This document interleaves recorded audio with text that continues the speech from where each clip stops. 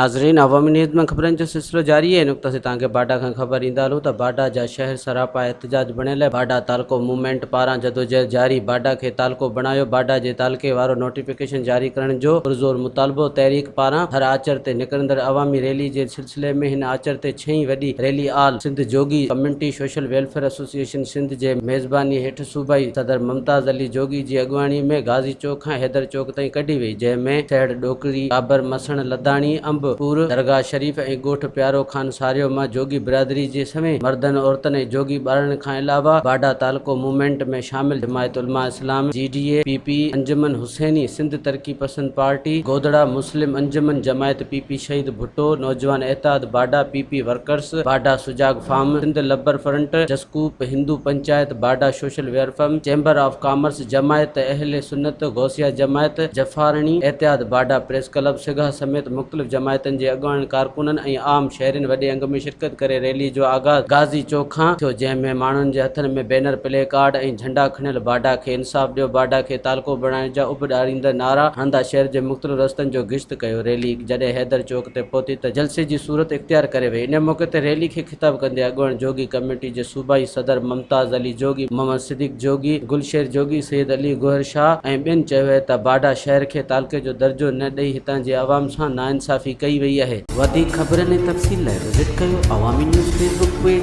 YouTube page ऐं अवामी news website.